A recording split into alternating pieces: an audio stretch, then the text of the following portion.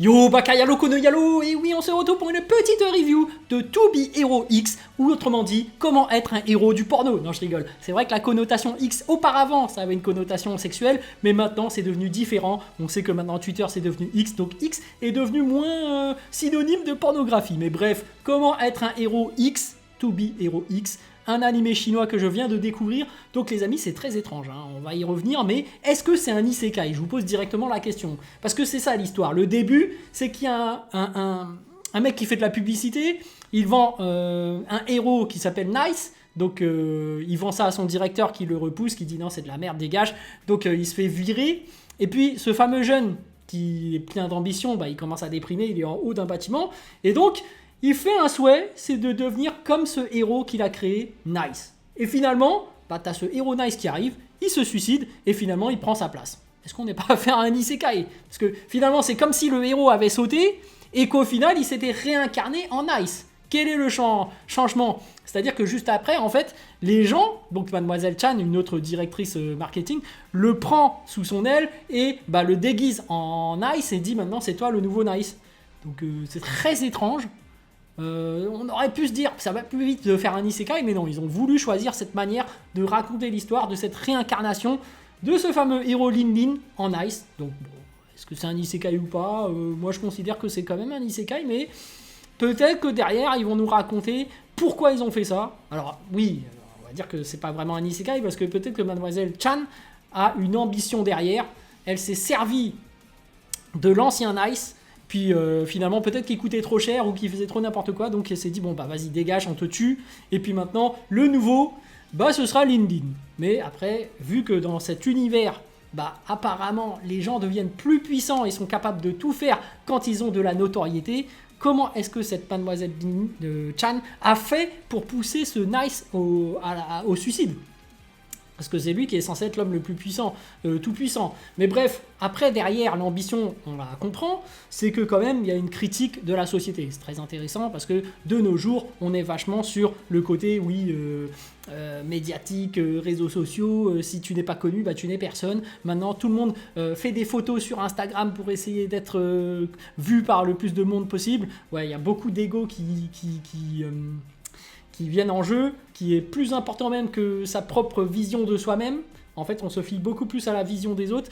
Et voilà, maintenant, les gens sont à fond derrière leur téléphone et ont à fond cette comment dirais-je, notoriété médiatique des réseaux. Et là, apparemment, quand tu en as, bah, tu deviens puissant. Et finalement, est-ce que c'est pas vers ça qu'on se tourne pour l'avenir? Parce que ça prend de plus en plus d'ampleur. Bref.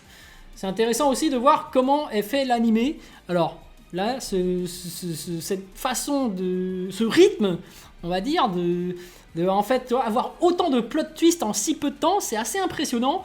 En fait, on dirait un animé... comment dirais-je? Un animé comique. Tu sais, par exemple, je prends... comment dirais-je?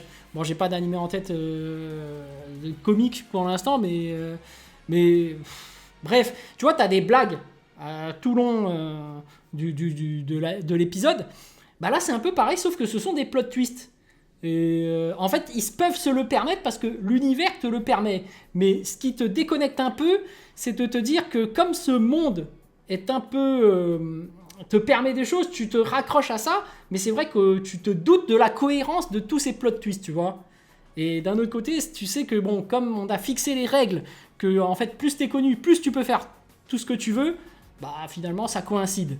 Mais c'est vrai que t'as un petit doute à ce niveau-là en termes de cohérence. Tu te dis, ah putain, ce plot twist, ok, ah oui, là ça marche, ah oui, là ça marche, mais tu te dis, bon, c'est parce qu'on n'a pas posé l'univers correctement, et tu te dis, bon, allez, on l'a posé plus ou moins avec une règle où tout est permis, donc on se dit, bon, ok, ça passe. Par rapport à l'animation, je trouve que ça fait un peu Final Fantasy X, hein, le seul jeu que j'ai joué de RPG à l'époque. Enfin, il y en a d'autres, hein, Secret of Mana, mais c'est les deux seuls, je crois. Et ça m'a fait penser à Final Fantasy X, c'est-à-dire qu'on dirait les scènes cinématiques de jeux vidéo. C'est fait par la même technologie, on dirait. On pourrait même un peu penser à Fortiche, hein, Arcane, un peu le même style d'animation, mais bon, un peu moins poussé, un peu comme Wish, hein, ouais, je dirais du Final Fantasy X, hein, une animation assez pas ouf, hein. Moi j'aime pas trop. Déjà, il y a ça qui est mauvais, et en plus, il y a le scénario qui est un peu trop what the fuck, hein, parce qu'ils ont mis un univers où ça te permet de faire des choses un peu trop... ils ont, comment dirais-je, fixé la limite de cet univers un peu trop lointaine. Du coup, les gens peuvent faire un peu trop n'importe quoi, je trouve.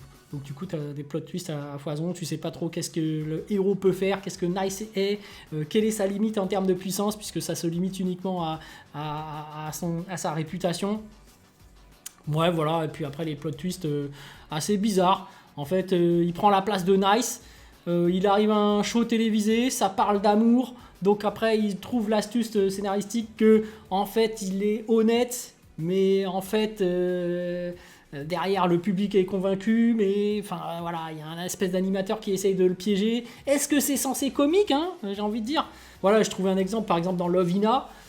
T'as pas mal de séquences où c'est comique, parce que voilà, c'est un animé comique, c'est un manga comique, donc les blagues doivent fuser. Là, c'est les plot twists qui fusent, donc ça fait très bizarre, parce que quand c'est la blague, c'est ok, c'est ok. Là, tu peux te dire, même lors de ces plot twists, est-ce qu'ils ont cherché à être drôles, tu vois? Alors que non, ils ont clairement cherché à être sérieux, à mettre vraiment des plot twists, mais c'est juste qu'on n'est pas habitué à ce qu'il y ait autant de plot twists à la seconde, alors que voilà, c'est parce qu'ils sont dans un univers particulier. Mais bref, bon bah évidemment, on voit comment ça se passe maintenant à l'intérieur de chez le héros Nice. Donc on voit que ça rappelle un peu The Boys. Vous savez, la série a des super-héros qui sont complètement corrompus par l'argent, par la gloire ou autre. Bah là, ça fait un peu ça. On entre à l'intérieur d'un business, on voit l'envers du décor. On voit que, décidément, c'est plus tordu qu'on ne le pense, mais bon, c'est superficiel. On voit que le héros, Lindin, est censé être en couple avec une autre. Du coup, même quand tu es une star, bah, en fait, ça ne compte pas. On te met avec un autre pour ton image. Donc voilà, tout est tourné autour de l'image. Finalement, en fait, quand tu deviens un héros, tu ne vis plus, mais tu vis pour tes caméras. C'est tout. Donc intéressant d'avoir cette critique de la société vers laquelle on tend, hein, mine de rien. Mais voilà, moi je trouve que c'est bizarrement raconté. Voilà, si vous voulez mon avis, j'ai un sentiment de c'est bizarre, mais comment vraiment le décrire, je sais pas. Tu vois, mais ça raconte quelque chose en tout cas. Après, c'est quand même assez difficile à décrypter. J'ai même l'impression que peut-être qu'on s'oriente vers autre chose. Bon, on va voir ce que ça va donner par la suite. Bref, pour l'instant, je suis intrigué. On va dire, ils ont réussi leur coup, mais je suis pas super hypé. Je suis pas, non, c'est génial, magnifique. Non, c'est juste que tu te demandes vraiment vers où ça va aller. Ça cherche à raconter quelque chose, mais tu te dis, c'est bizarre. Très clairement, il y a un sentiment de bizarre. Enfin bref, ça en vaut l'expérience de regarder. Sur ce, les amis, je vous dis donc à plus dans le bus, ou plutôt à plus tard dans le car, ou plutôt à bientôt dans le bateau.